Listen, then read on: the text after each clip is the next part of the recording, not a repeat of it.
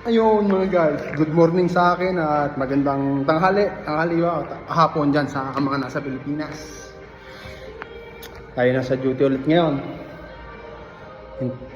Nakaupo muna tayo guys, hintayin natin yung mga kasama natin. Ayan guys, sana yung mga video ko para kayo makagago, sana makarating no, kasi talagang hindi ko gusto yung mga pambabanat niya sa ibang vloggers, lalo na yung mga tumutulong, di ba?